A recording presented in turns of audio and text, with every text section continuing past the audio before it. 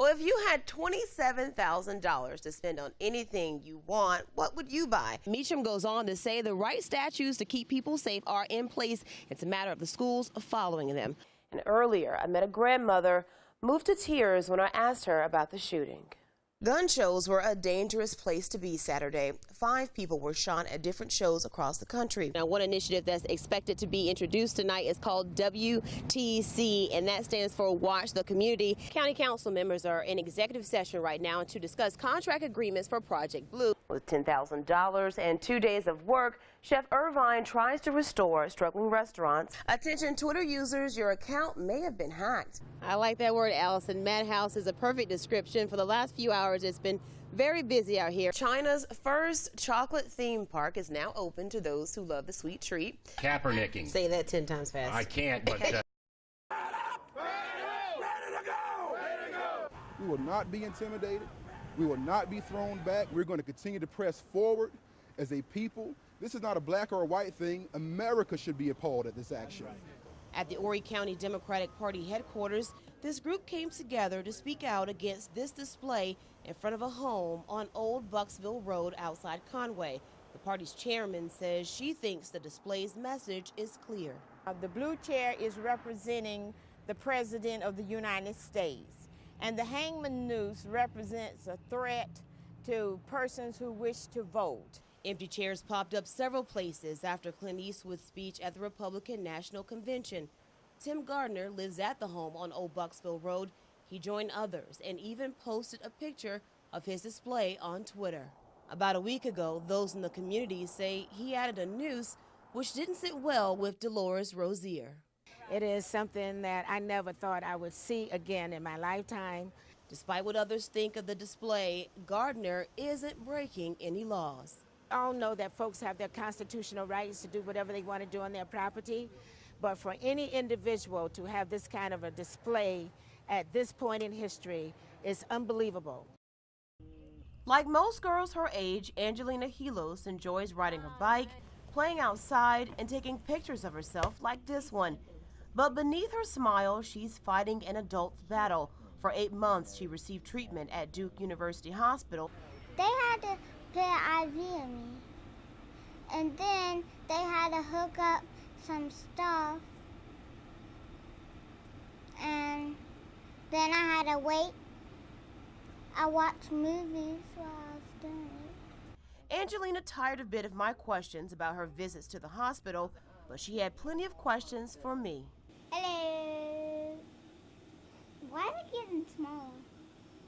And why is that? And it's that light spirit that's helping her grandmother cope with Angelina's latest bout with cancer.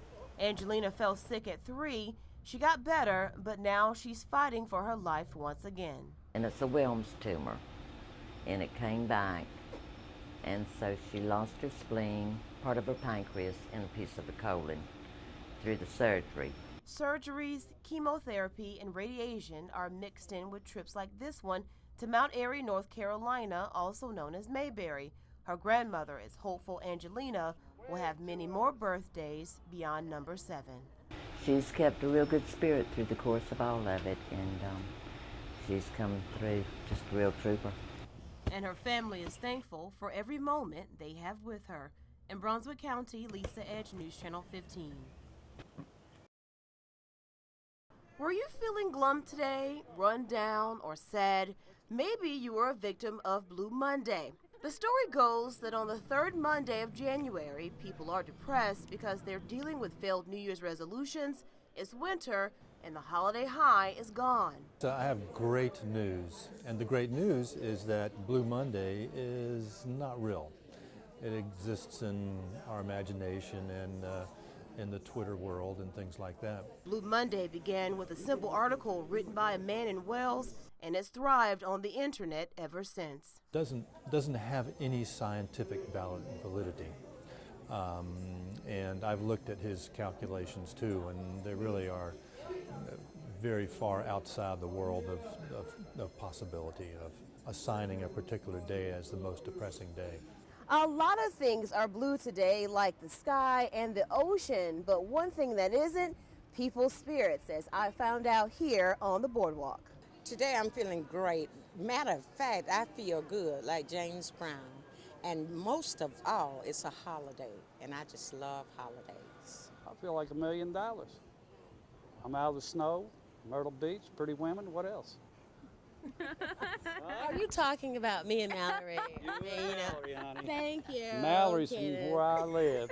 While there's no scientific basis for Blue Monday, experts do say some people can feel a little less chipper this time of year, but the remedy is as simple as getting exercise and spending time outside.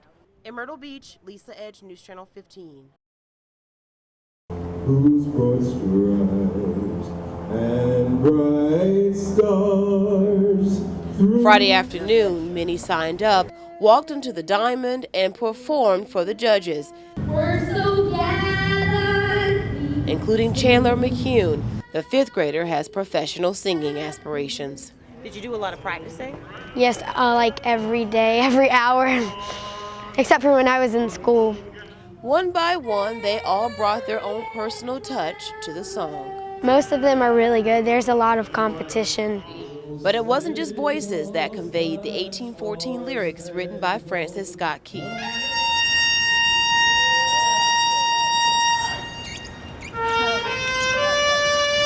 It's, God's gift to me, and, no one can ever take that away from me, and it's a unique presentation of the national anthem. The meaning behind the words is not lost on those participating. I've always been a fan of giving back to the country. I've never had an opportunity to be in the military, and this is my way of showing appreciation for everybody who's fought and died in wars for me. I think it's great because it reminds us of our country and that we enjoy the freedom of, take me out to the ball game and enjoying just the activities of America.